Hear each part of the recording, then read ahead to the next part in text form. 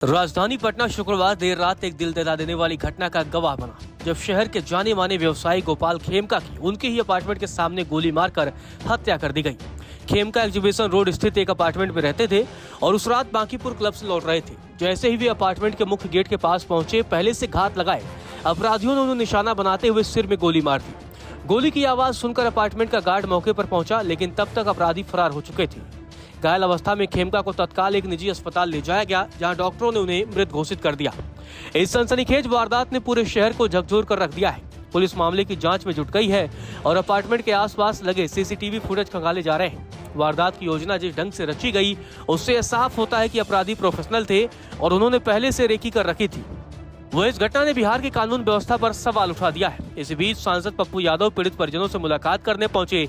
इस दौरान उन्होंने बिहार की एनडीए सरकार पर जमकर हमला बोला। साथ ही पप्पू यादव ने सीबीआई जांच की मांग की। उन्होंने हत्या के पीछे जमीन माफियाओं का हाथ बताया। पप्पू यादव ने कहा कि बिहार में अपराध तेजी से बढ़ रहा है। क्या कुछ कहा पप्पू यादव ने, आप भी सुनिए। सर, ये हत्या अपराधी ने नहीं किया।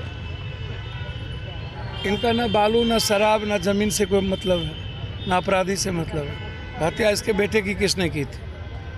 याद कीजिए, मैं आया था उस वक्त। जमीन माफिया ने 6 साल पहले उसके बेटे की हत्या का यदि न्याय मिल गया होता, आज उसके पिता की हत्या नहीं होती। ये सीक्वेंस क्या है? कौन लोग हैं इसमें?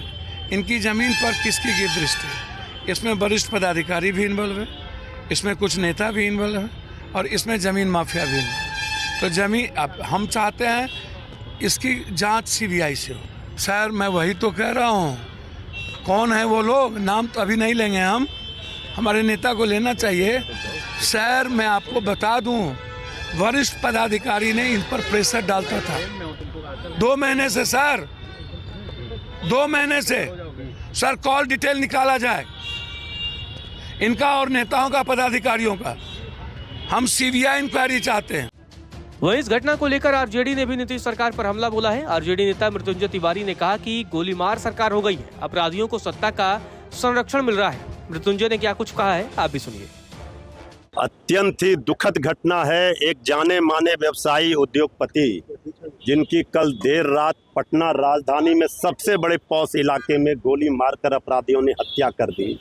अब इससे बड़ा गोली मार सरकार का उदाहरण कुछ मिल नहीं सकता है। ये बिहार में अपराधी राज किस तरह कायम है, गुंडा राज, राक्षस राज, ये गोली मार सरकार हो गई है नीतीश सरकार।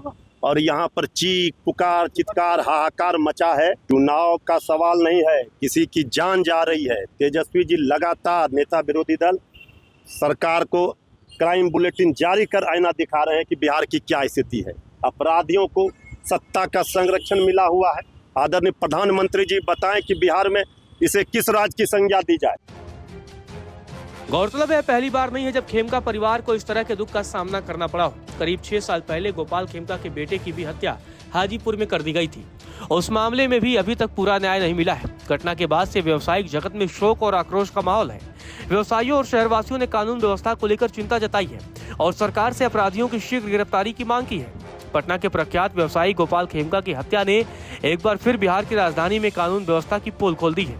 यह सिर्फ एक मर्डर केस नहीं है, बल्कि पटना के उस सिस्टम पर सवाल है जहां सबसे ज्यादा आईपीएस और डीएसपी तैनात हैं। फिर भी सवाल पूछने पर पुलिस बंगले में झांक रही है। आखिर किसने मारा गोपाल खेमका को? कौन है कातिल? ये वो सवाल है जो आज हर नागरिक, हर कारोबारी और मीडिया कर्मी पटना पुलिस से पूछ रहा है। 18 दिसंबर 2018 को उनके बेटे गुंजन खेमका की हत्या हाजीपुर में की गई थी। अब 6 साल बाद उसी परिवार के मुखिया को उसी तरह मारा गया। एक गोली, एक शूटर और ढेर सारे सवाल। बताया जा रहा है कि 2 कार गोपाल खेमका के घर के समीप आई। पहले कार में गोपाल खेमका थे। घर के पास पहले से घात लगाए हथियारबंद एक अपराधी ने उन पर गोली दागी और फिर बाइक से फरार हो गया। पिछले सफेद कार में एक महिला बैठी है जब अपराधी गोपाल खेमका को गोली मारकर फरार हो गया। अब तक जो जानकारी सामने आई है, उसके मुताबिक गोपाल खेमका को गोली मारने वाला शूटर अकेले ही था। वो स्कूटी से आया था। गोपाल खेमका के आने से पहले तक वो मोबाइल से बात कर रहा था। गोपाल खेमका के आते ही मोबाइल से बात करना बंद किया और गोली मारने के बाद स्कूटी से निकल गया। वह यहां से डाकबंगला चौराहा होते हुए अटल पथ गया। पुलिस सूत्रों की माने तो शूटर के बारे में जानकारी जो मिली है, उसके मुताबिक वो फतुहा का है। घटना के पीछे पुलिस कई एंगल से जांच कर रही है, जिसमें रियल एस्टेट से जुड़ा मामला भी शामिल है। पटना और उसके आसपास गोपाल खेमका की कई बड़ी प्रॉपर्टी है। पुलिस की जांच का एक एंगल उनके बेटे गुंजन खेमका के हत्याकांड से भी जुड़ा हुआ है। उस केस में कई ऐसे बिंदु हैं जो अब तक अनसुलझे हैं। गोपाल खेमका की 3 संतानें हैं। गुंजम खेमका के अलावा उनका एक बेटा डॉक्टर है, जबकि बेटी विदेश में रहती है। गोपाल खेमका की हत्या पटना पुलिस के लिए चुनौती है। अपराधियों की गिरफ्तारी के लिए एसएसपी पटना कार्तिकेय के शर्मा ने सिटी एसपी और डीएसपी की अगुवाई में 4 स्पेशल पुलिस टीम को गठित किया है। Businessman Gopal Khemka murder case को गंभीरता से लेते हुए डीजीपी विनय कुमार ने एसटीएफ को टास्क दे दिया है। जल्द ही अपराधियों को पहचान कर जगह पर पहुंचा दिया जाएगा, ऐसा पुलिस अधिकारियों का कहना है।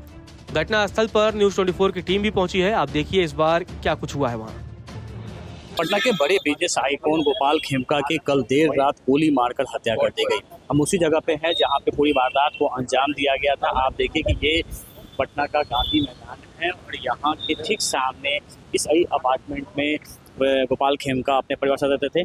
यहाँ पर जैसे ही वो कल देर रात बताया जा रहा है कि वो बाकीपुर क्लब के मेंबर भी थे और वहाँ से एक पार्टी से वो लौट रहे थे, तो जैसे ही यहाँ पहुँचे हैं गाड़ी धीमी हुई है। उसके बाद एक बाइक सवार उनके पास आता है और जैसे ही उन्होंने अपना शीशा नीचे किया उन्हें एक गोली मारता है जो उनके सिर में लगती है और मौके पे ही उनकी मौत हो जाती है। अब देखिए यही वो गाड़ी है जिसे वो चलाकर खुद ड्राइव करके वो आ रहे थे इस गाड़ी में और खुद ड्राइविंग सीट पे वो बैठे हुए थे। और यहाँ की हम बात करें तो देखिए किस तरीके से जैसे ही वो यहाँ पहुँचे हैं उन्हें गोली मारी गई है और उसके बाद उनकी मौत हुई है। उसके बाद जब लोग यहाँ पे जुटे हैं तो उन्हें मेडिकल हॉस्पिटल ले जाया गया, जहां डॉक्टर ने उन्हें मृत घोषित कर दिया गया था। यही वो कार है, खुद वो ड्राइव किया करते थे। और इस घटना के बाद जब लोग यहाँ पहुँचे हैं, आपको बता दें कि गोपाल खेमका के बेटे गुंजन खेमका की हत्या 18 दिसंबर 2018 को हुई थी। हाजीपुर में उनकी कॉटन फैक्ट्री है, वहीं गेट पर ही उनके बेटे की हत्या हुई थी। और उस पूरे मामले में जब एसआईटी जो गठित हुई थी उसने मस्तू सिंह नामक एक अपराधी को पकड़ा था, गिरफ्तार किया था। बाद में जब मस्तू जेल से रिहा हुआ था, उस जमानत पे बाहर आया था, उसी दौरान मस्तू सिंह की भी हत्या कर दी गई थी।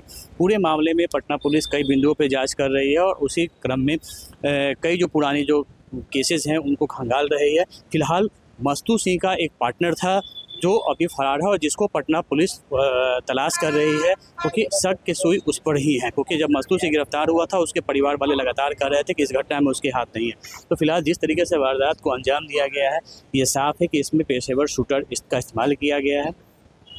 फिलहाल पोस्टमार्टम के बाद बॉडी उनकी आवाज़ पे आई है। आप देख सकते हैं कि घर के अंदर काफ़ी मातम वाला माहौल है, क्योंकि गोपाल खेमका के 2 बेटे थे। एक बेटे की हत्या हुई थी, दूसरा बेटा उनका डॉक्टर है, जबकि बेटी भी विदेश में रह के पढ़ाई करती थी। यहाँ वो अपनी पत्नी के साथ रहते थे।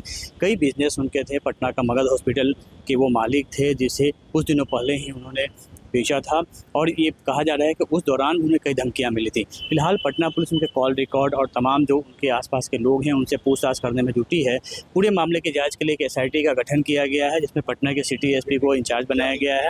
इसके अलावा 3 डीएसपी इस एसआईटी में शामिल हैं और साथ ही इसमें एसटीएफ को भी लगाया गया है, जो उसकी एसओजी टीम है उसे इसमें शामिल किया गया है पूरे मामले की इन्वेस्टिगेशन के लिए। कैमरामैन नीरज के साथ अमिताभ ओझा, पटना न्यूज़ 24। नमस्कार, मैं हूं मानक गुप्ता। अगर आपको हमारा ये वीडियो पसंद आया हो तो इसे लाइक और शेयर जरूर करें और हाँ, हमें सब्सक्राइब और फॉलो करना ना भूलें ताकि आप देश और दुनिया की कोई खबर मिस ना करें। तो जुड़े रहिए हमारे साथ और देखते रहिए न्यूज़ 24।